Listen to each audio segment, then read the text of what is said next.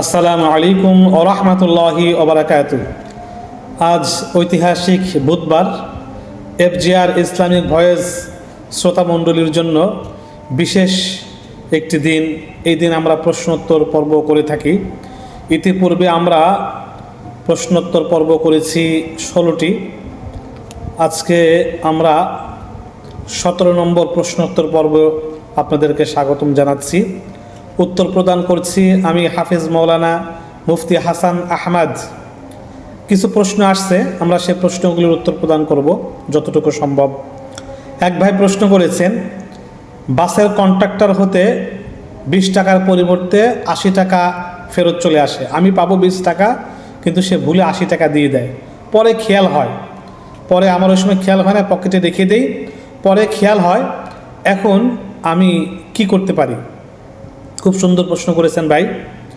যে বাসের যাত্রী ছিলেন তা খুঁজে বের করে প্রাপকের নিকট পৌঁছে দিতে হবে সেই টাকাটা।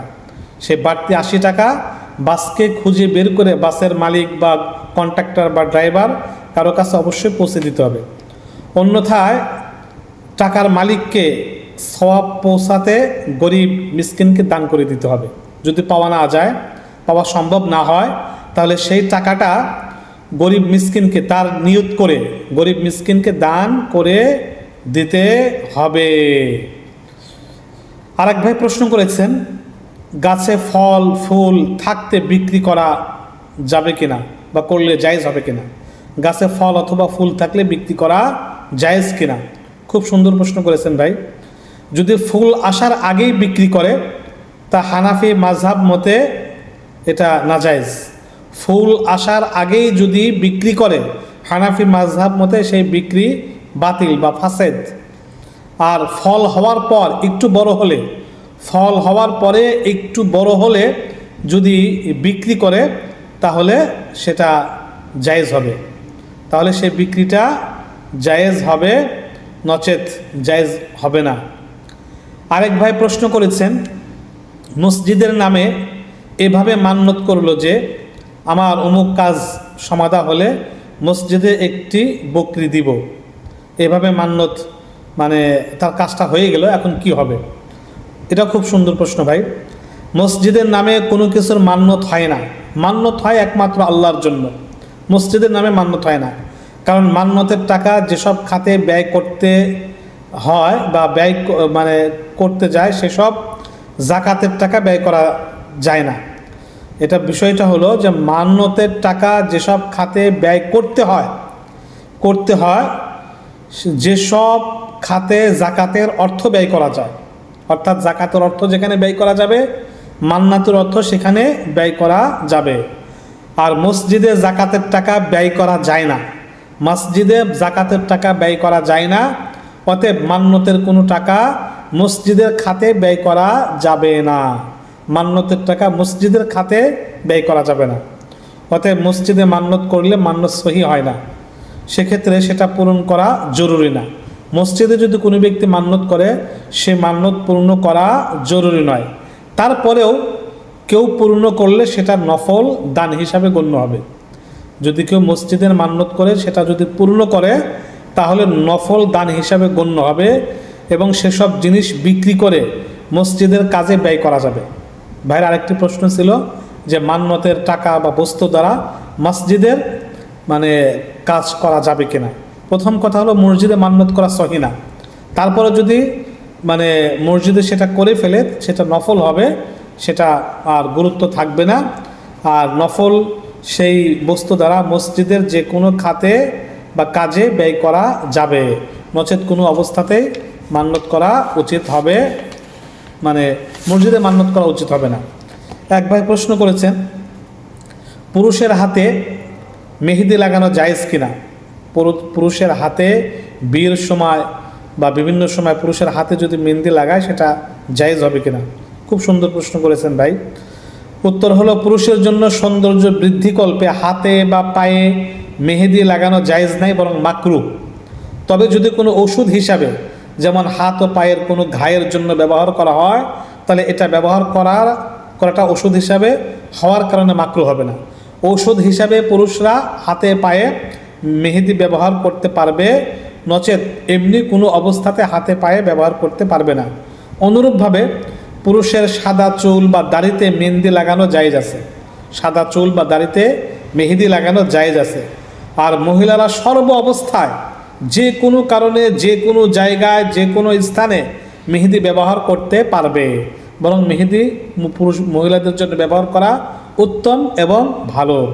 বিয়ের সময় মেহেদি ব্যবহার শুধুমাত্র মহিলাদের জন্যই জায়েজ হবে, পুরুষের জন্য নয়। তাই পুরুষ শখ করে যদি বিয়ের সময় হাতে পায়ে মেহেদি ব্যবহার করে সেটা মাকরুহ হবে, মোটেও উচিত হবে না। অবশ্যই পুরুষ শখ করে হাতে পায়ে মেহেদি ব্যবহার করতে পারবে না, তবে ঘা পছরা হলে যে কোনো জায়গায় মেহেদি ব্যবহার করতে পারবে, এবং সাদা চুল হলে মেহেদি ব্যবহার করে সেটা লাল করতে পারবে।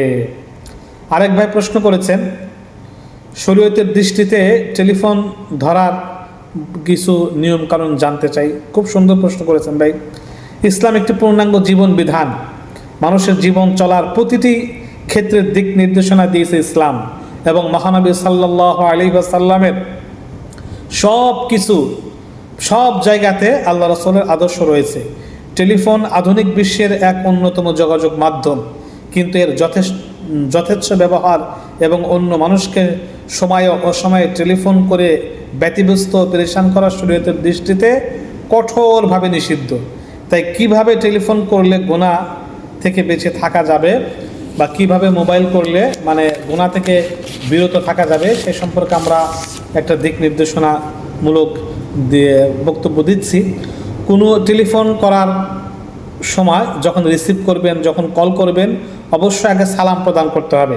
আসসালামু আলাইকুম ওয়া রাহমাতুল্লাহি ওয়া বারাকাতুহু, সালাম দিবেন। কোনো ব্যক্তির কাছে এমন সময় টেলিফোন করা, মোবাইল করা যেটা তার ঘুমের সময় বা বিশেষ কোনো কাজ যেমন নামাজ ইত্যাদিতে লিপ্ত থাকার সময়, তখন একান্ত ঠেকা ছাড়া তার নিকট ফোন করা ঠিক না, কেননা এতে তার ঠিক ওই রকমই কষ্ট অনুভূত হয় যেমন বিনা অনুমতিতে তার ঘরে প্রবেশ করলে। 2 নম্বর, যার কাছে অহরহ ফোনে কথা বলার প্রয়োজন হয় তার কাছ থেকে জেনে নিবে যে কোন সময় তার সাথে কথা বললে সুবিধা হবে, পরে সেই হিসাবে সেই সময় ফোন করবে। 3 নম্বর, টেলিফোনে যদি দীর্ঘ সময় কথা বলার প্রয়োজন হয় তাহলে তার কাছে প্রথমে জেনে নিবে যে তার সময় হবে কিনা, কেননা অনেক সময় রিং হলে মানুষ যে কাজেই ব্যস্ত থাকুক না কেন বাধ্য হয়ে রিসিভ করে, ফোনটা ধরে। এই জন্য আগে জিজ্ঞেস করে নেবে যে আপনার কি একটু সময় হবে, আমি আপনার সাথে কথা বলতে চাই। এমতো অবস্থায় অপর প্রান্ত থেকে দীর্ঘক্ষণ কথা বললে এ প্রান্তের ব্যক্তির কষ্টর সীমা থাকে না, তাই অনুমতি আগে নেবে। 4 নম্বর, অনেক সময় দেখা যায় রিং হয়ে যা 4 নম্বর, অনেক সময় দেখা যায় রিং হয়েই যাচ্ছে, মোবাইল বাজছে, কিন্তু কেউ রিসিভ করছে না। এটা একবারে অনুচিত এবং মানবতা বিরোধী, কেননা কেউ যদি আপনার সাথে কথা বলতে চায় তাহলে তাকে সময় দেওয়া আপনার কর্তব্য, এটা মানুষের প্রতি হক। সুতরাং টেলিফোন ধরা, মোবাইল রিসিভ করা জরুরি। রিসিভ করে বলবেন আমি ব্যস্ত আছি, রিসিভ করবে বলবেন ভাই আমি আপনার সাথে পরে কথা বলবো, এইভাবে করতে হবে, তো রিসিভ করা উচিত। এক ভাই প্রশ্ন করেছেন, আমাদের দেশে প্রথা অনুযায়ী জন্মদিবস, মৃত্যু দিবস, চল্লিশা, চেহেলাম ইত্যাদি বিভিন্ন দিবস, এই দিবস সেই দিবস পালন করা ঠিক কিনা। বর্তমানে আমাদের দেশে জন্মবার্ষিকী, মৃত্যুবার্ষিকী, 3 দিনা, 30, 40 ইত্যাদি নামে যে রসম রেওয়াজ প্রচলিত আছে তা সবই বেদাত ও নাজায়েজের অন্তর্ভুক্ত, কারণ এ সকল কাজের জন্য আগে থেকেই দিন তারিখ নির্ধারিত করে রাখা হয় এবং সেদিন খুব ইন্তেজাম ইহতিমামের সাথে ধুমধাম সহকারে এসব কাজ করা হয়, এবং এটা এমন এক সামাজিক প্রথা হিসেবে চালু হয়ে গেছে যে কেউ না করলে তাকে খারাপ নজরে দেখা হয়। সুতরাং লোকেরা এটাকে জরুরি মনে করে, অথচ উল্লেখিত সব দিকগুলোই শরীয়ত পরিপন্থী, যেগুলো মানুষ এগুলো জরুরি মনে করে। তাই নির্দিষ্ট দিন তারিখের আনুষ্ঠানিকতা বাদ দিয়ে এমনিতেই যে কোনো দিন ব্যক্তির মাগফিরাতের উদ্দেশ্যে গরিব মিসকিনদেরকে খানা খাওয়ানোর ব্যবস্থা করে তাহলে জায়েজ হবে, সওয়াবের কাজ হবে। তবে তা সামর্থ্যের অতিরিক্ত ধার কর্য করে না হয়, সামর্থ্যের ভিতরে থেকে হতে হবে। এবং শুধুমাত্র ধনীদেরকে দাওয়াত দিলে ধুমধাম না করা হয়, শুধু ধনীদের দাওয়াত দিলে হবে না, অবশ্যই গরিবদেরকে দাওয়াত দিতে হবে। আরও খেয়াল রাখতে হবে যে খানা পিনায় যেন কোনো নাবালক ওয়ারিসের মাল খরচ না হয়, অর্থাৎ এই অর্থাৎ এগুলো করা যাবে নির্দিষ্ট শর্ত সাপেক্ষে। এখন তো এমন হয়েছে যে কেউ মারা গেলে আগে লোকজন বলে কবে ডেট করবা, কবে কবে খাওয়াবা, যে ধনীদেরকে দাওয়াত দিতে থাকে, বিভিন্ন লোকজনকে দাওয়াত দিতে, এটা প্রচার করা উদ্দেশ্য যে অমুকের মায়ের মৃত্যুতে বা বাবার মৃত্যুতে এইভাবে চেহলাম করা হয়েছে, খয়রাতি খানা খাওয়ানো হয়েছে, এবং যে রিয়া থাকে। সুতরাং এ ধরনের অনুষ্ঠান করা থেকে বিরত থাকা। কোনো ডেট নির্দিষ্ট করা যাবে না, যে কোনো দিন যে কোনো সময় এইভাবে করে মানে বাবা মার নামে খাওয়ানো জায়েজ আছে। তবে গরিব মিসকিন ইতিমদের খাওয়ানো উচিত, যারা ধনী তাদেরকে খাওয়ানো উচিত না। ধনীর এই সমস্ত খাবার খেলে তাদের জেহেন শক্তি কমে যাবে, তাদের ইমানের নূর চলে যেতে পারে, ইমান দুর্বল হয়ে যেতে পারে এই সমস্ত খানা খেলে, তাই বিরত থাকা উচিত। একবার প্রশ্ন করেছেন যে কপালে টিপ দেওয়া যাবে কিনা, স্বামীকে খুশি করার জন্য স্ত্রী যদি টিপ দেয় সেটা জায়েজ হবে কিনা। খুব সুন্দর প্রশ্ন করেছেন ভাই। কপালে টিপ দেওয়া যেহেতু হিন্দুয়ানি প্রথা, শুধু প্রথাই নয় বরং তাদের ধর্মীয় প্রতীক, আর বিধর্মীদের প্রথা পালন করাই না জায়েজ, সুতরাং তা পরিত্যাজ্য। কেননা বান্দাকে খুশি করার জন্য আল্লাহ তার রাসূলকে অমান্য করা কখনো জায়েজ হতে পারে না। স্বামীকে খুশি করার জন্য টিপ প্রদান করা গ্রহণ দেওয়া ব্যবহার করা উচিত না। আর স্বামী এরকম গুনার কাজে খুশি হবেই বা কেন? স্বামীর এরকম হওয়া উচিত যে গুনার কোনো কাজে স্ত্রীর কোনো কাজে খুশি হবে না বা খুশির কথা বলবে না, এর থেকে বিরত থাকা উচিত। আরও এক ভাই প্রশ্ন করেছেন যে রাস্তাঘাটে দেখা যায় দিনদার মহিলারা বোরকা পরে নেকাব উঠিয়ে রাখে, চেহারা খোলা রেখে চলাফেরা করে, শুধু এই অথবা কোন একটা শুধু মাস্ক পরে থাকে, এটা কেমন, এটা উচিত কিনা? খুব সুন্দর একটা প্রশ্ন করেছেন যে শরীয়তের দৃষ্টিতে পরবর্তী যুগের সমস্ত ওলামায়ে কেরামের ফতোয়া অনুযায়ী মহিলাদের সম্পূর্ণ শরীর সতরের অন্তর্ভুক্ত, মহিলাদের সম্পূর্ণ শরীর সতরের অন্তর্ভুক্ত, পায়ের পাতা ছাড়া। সুতরাং তাদের জন্য গায়ের মাহরামদের সামনে বা রাস্তাঘাটে চলার সময় চেহারা খোলা রাখা নাজায়েজের অন্তর্ভুক্ত, চোখও সতরের অন্তর্ভুক্ত, তাই চোখও ঢেকে রাখা উচিত। তেমনিভাবে এইভাবে দেখা যায় অনেক মহিলা মুখ খোলা রাখে, বোরকা পরে ঠিক আছে, মুখ খোলা রাখে। এবং কিছু লোক পরবর্তী ওলামায়ে কেরাম এবং সাহাবায়ে কেরামের আদর্শ দিক নির্দেশনা বা তাদের আমলকে বাদ দিয়ে দু একটা হাদিসের বিবৃতি বা উদ্ধৃতি দিয়ে এটা জায়েজ বলে। এটা খুবই দুঃখজনক। কোনো অবস্থাতে মহিলাদের মুখ খোলা রাখা উচিত নয় এবং পর্দা, মুখ ঢাকা থাকা অবস্থায় পর্দা পালন করা জরুরি। আচ্ছা, আপনি বলেন, আপনি যদি কোনো মেয়েকে বিয়ে করতে যান, সে যদি এই মুখ না দেখায় শুধু হাত দেখায়, তাকে আপনি বিয়ে করবেন? কোনো অবস্থায় মুখ হলো সমস্ত শরীরের চেহারার মূল দর্শন হলো মুখ দেখে মানুষ বুঝতে পারে মেয়েটা এমন হবে, কেমন চেহারা হবে, কীরকম হবে, এরকম ভাবে। সুতরাং মুখই আসল, তাই মুখ ঢেকে রাখা উচিত, মুখ ঢেকে রাখা, পর্দা করা উচিত।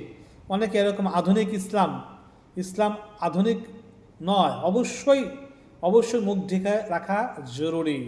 দেখেন আপনি অনেক দেশের অনেক জায়গার বিবৃতি দেয়, আপনি কি দেখেন না আফগানিস্তানে মহিলারা কিভাবে এই পর্দা করে? তাদের মুখ ঢাকা থাকে, তাদের মুখ চোখ মারাত্মকভাবে পর্দা করা থাকে। সুতরাং তাদেরকে অনুসরণ করা উচিত। যারা মুখ খোলা রেখে চলাফেরা করে তাদের অনুসরণ করা উচিত নয়। মুখ অবশ্যই সতরের অন্তর্ভুক্ত। আপনি না মানলে সেটা ভিন্ন ব্যাপার। শালীনতার সাথে আপনি চাকরি করছেন, বাধ্য হয়ে চাকরি করছেন মুখ খোলা রেখে, সেটা ভিন্ন ব্যাপার, কিন্তু মাসআলা বা কথাটা অবশ্যই জানতে হবে। এক ভাই প্রশ্ন করেছেন যে একই ব্যক্তির জন্য কয়েকবার জানাজার নামাজ পড়া উচিত হবে কিনা। একই ব্যক্তির জন্য বা উচিত না। প্রথমবার জানাজার নামাজ পড়ার দ্বারা ওয়াজিব আদায় হয়ে গেছে, কিন্তু প্রথম জানাজায় যারা শরিক হয়েছে তাদের জন্য দ্বিতীয়বার শরিক হওয়া জায়েজ নাই, কারণ দ্বিতীয়বার তার জন্য আর ওয়াজিব থাকে না, নফল। আর ওয়াজিবের পিছনে নফলের ইক্তেদা করা উচিত না। আর জানাজার নামাজ নফল হিসাবে পড়া বৈধ নয়, জানাজার নামাজ নফল হিসাবে পড়া বৈধ নয়। এই জন্য একবার যদি জানাজার নামাজ আদায় করে ফেলে তার ওয়াজিব আদায় হয়ে গেল, আর দ্বিতীয়বার যদি কেউ আদায় করে সেটা নফল। আর জানাজার নামাজ নফল হিসাবে পড়া বৈধ নয়, পড়া যাবে না। এই জন্য যে একবার জানাজার নামাজ আদায় করেছে সে দ্বিতীয়বার আর জানাজার নামাজ আদায় করবে না, বিরত থাকবে। আর এক ভাই প্রশ্ন করেছেন যে জুমার সানি আজানের জবাব দেওয়া, মানে এই খতিবের সামনে মুয়াজ্জিন যে আজানটা দেয় খুতবার জন্য, সে আজানের জবাব দেওয়া জরুরি কিনা। খুব সুন্দর প্রশ্ন করেছেন ভাই। জুমার দ্বিতীয় আজান বা সানি আজানের জবাব মুখে উচ্চারণ করে দেওয়া নিষেধ, দেওয়া লাগবে না। তবে কেউ যদি দিতে চায় মনে মনে দিতে পারবে, কেউ যদি দিতে চায় মনে মনে দিতে পারবে, দেওয়া লাগবে না। প্রথম কথা হলো দেওয়া লাগবে না, কিন্তু তারপরে যদি কেউ দিতে চায় মনে মনে সে দিতে পারবে। সে এই মুক্তাদি হোক আর ইমাম হোক, মনে মনে এই দিতে পারবে। তবে ইমাম যদি একটু মানে এটা করে তাতে সমস্যা নেই। যাই হোক, আমরা জুমার দ্বিতীয় আজানের জবাব প্রদান করতে হবে না। তারপরেও যদি কারো দিতে ভালো লাগে, দিতে চায়, তাহলে সে আস্তে আস্তে মনে মনে দিতে পারবেন। আরেক ভাই খুব সুন্দর একটি প্রশ্ন করেছেন যে মহিলাদের জন্য কবর জিয়ারত করা যাবে কিনা, জায়েজ কিনা। খুব সুন্দর প্রশ্ন করেছেন ভাই। প্রথম কথা হলো মহানবী সাল্লাল্লাহু আলাইহি সাল্লাম একবার নিষেধ করেছেন, একবার অনুমতি দিয়েছেন, তারপরে এই নিরুৎসাহিত করেছেন, একবারে নাজায়েজ না।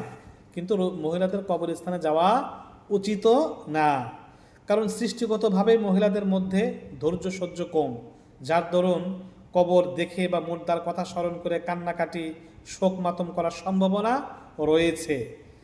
তাছাড়া বর্তমানে মহিলাদের জন্য বাড়ি থেকে বের হওয়াটা অসংখ্য ফিতনার কারণ হয়ে দাঁড়িয়েছে। তাই কবর জিয়ারতের জন্য তাদের অনুমতি ওইভাবে দেওয়া হয়নি, আবার একবারে কড়াভাবে কঠোরভাবে নিষিদ্ধ করা হয়নি। তবে যাওয়ার কোনো প্রয়োজন নাই, এটাই মানে মাসআলা বা এটাই সহি মাসআলা, সহি কথা। মহিলাদের জন্য কবরস্থানে যাওয়া কোনো প্রয়োজন নাই। তাদের মন নরম, তারা গিয়ে কাঁদতে পারে, মাতম করতে পারে, তাদের পর্দা ছুটে যেতে পারে, তারা ওইখানে গিয়ে মানে রোনাজারি আহাজারি করতে পারে। এই জন্য মোটেও যাওয়া উচিত না, দূর থেকে সওয়াব রেসানি করবে। আরেক ভাই প্রশ্ন করেছেন রাস্তাঘাটে কোনো কিছু কুড়িয়ে পেলে সেটা কি করতে হবে, কোনো টাকা পেলে সেটা কি করতে হবে।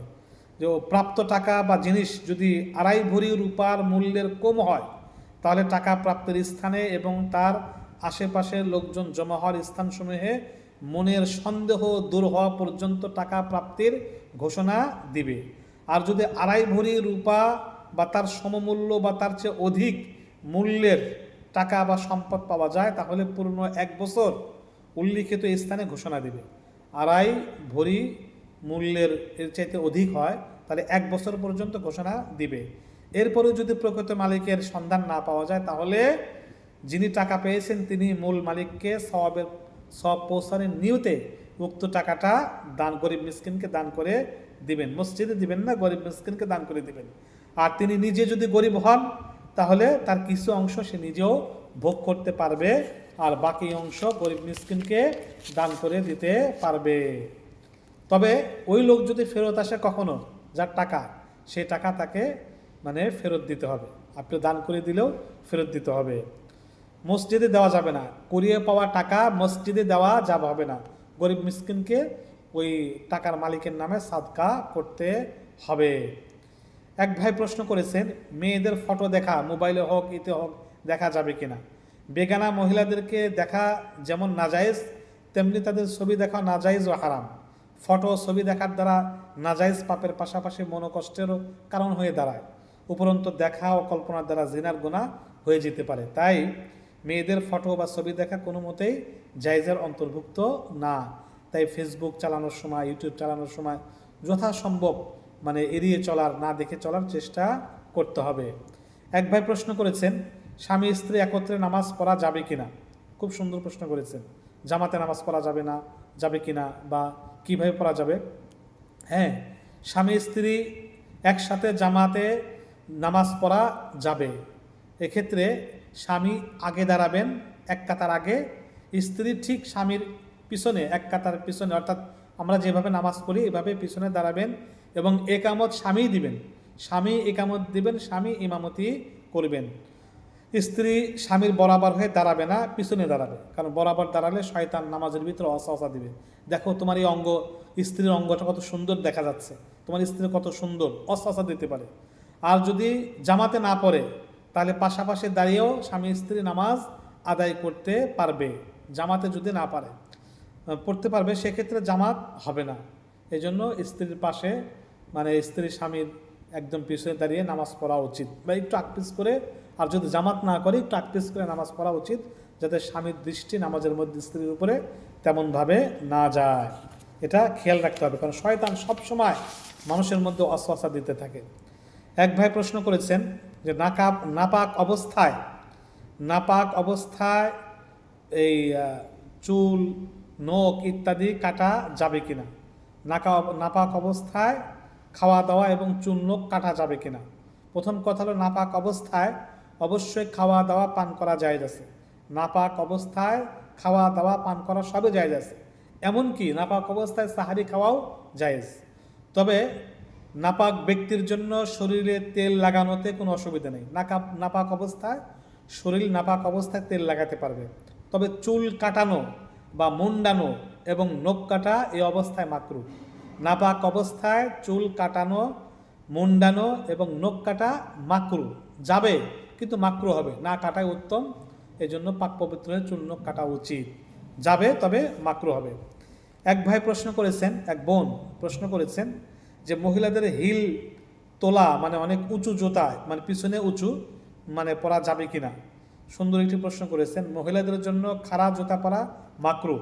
মহানবী সাল্লাল্লাহু আলাইহি সাল্লাম হাদিসে নিষেধাজ্ঞা দিয়েছেন, অর্থাৎ আল্লাহ রাসূল এটা পড়তে নিষেধ করেছেন। তাছাড়া এটা বিজাতীয় মহিলাদের এটা মানে পোশাক পরিচ্ছদ বা জুতা, এটা তারা এভাবে মানে হিল পরে থাকে। আল্লাহ রাসূল বলেন, কিয়ামতের আগে মহিলারা এমন জুতা পরবে যে তাদের পিছনের গোড়ালে অনেক উঁচু হয়ে থাকবে, অর্থাৎ হিল পরার কথা বলা হয়। তারা হেলে দুলে হাঁটবে, তারা কাপড় পরেও উলঙ্গ থাকবে। এই সমস্ত মহিলারা জান্নাতে যাবে না, জান্নাতের খুশবু পাওয়া যাবে না। অথচ জান্নাতের খুশবু 500 বছরের দূরত্ব থেকেও পাওয়া যাবে, কিন্তু এই মহিলারা খুশবু পাবে না। এক ভাই প্রশ্ন করেছেন, তওবার দ্বারা হারাম মাল হালাল হয় কিনা। তওবার দ্বারা হারাম মাল হালাল হয় কিনা? না ভাই, শুধুমাত্র মৌখিক তওবার দ্বারা হারাম মাল হালাল হয়ে যায় না, বরং তার তওবা করার নিয়ম হলো, যে মাল যার নিকট থেকে হারাম পন্থায় উপার্জন করেছিল সেই মাল তাকে বা তার ওয়ারিসদেরকে পৌঁছে দিবে, ফেরত দিবে, অথবা তাদের নিকট থেকে মাফ করিয়ে নিবে, হ্যাঁ, জরিমানা দিবে, মাফ করে নিবে, নতুবা হারাম মাল সব সৎকা করে দিবে। যদি সে এরূপ করে তাহলে তার দাওয়াত খাওয়া হালাল, নতুবা না। তারপরে তার ইবাদত বন্দেগী কবুল হবে এবং তার বাড়িতে দাওয়াত খাওয়া যাবে। নচেত তার ইবাদত বন্দেগী কবুল হবে না, তার বাড়িতে দাওয়াত খাওয়া উচিত হবে না, এবং তার তওবার দ্বারা তার হারাম মাল কখনো হালাল হবে না। সে হারাম মাল উপার্জন করার পরে সে তওবা করলো, কোনো লাভ হবে না। তওবা এখানে শর্ত হলো যে হারাম মাল যারটা তার কাছে পৌঁছে দিতে হবে, অথবা হারাম মাল সৎকা করে দিতে হবে, অথবা হারাম মাল কেউ মারা গেলে তার ওয়ারিসদেরকে দিয়ে আসতে হবে, তারপর তওবা করতে হবে। দুটো একসাথে করতে হবে, শুধু এমনি এমনি করলে হবে না। আল্লাহ পাক রব্বুল আলামিন, আমরা যা কিছু শুনলাম সংক্ষিপ্তভাবে এখানে কিছু মাসআলার উত্তর প্রদান করা হয়েছে। ইনশাল্লাহ আগামী বুধবার FGR ইসলামিক ভয়েসে চোখ রাখুন, আবার নতুন নতুন মাসলা মাসাইল নিয়ে আমরা আপনাদের সামনে হাজির হব। আমি মুফতি হাফেজ মাওলানা মুফতি হাসান আহমদ। ইনশাল্লাহ আপনারা প্রশ্ন করুন, জরুরি বিষয়, গুরুত্বপূর্ণ বিষয় প্রশ্ন করবেন, অহেতুক কোনো বিষয়ে প্রশ্ন করা থেকে বিরত থাকবেন।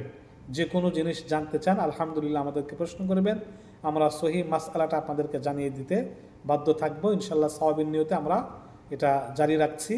আমাদের পর্যায়ক্রমে প্রতি বুধবার আমাদের প্রশ্নোত্তর পর্ব হয়ে থাকে। আল্লাহ পাক কবুল করুন, আমিন।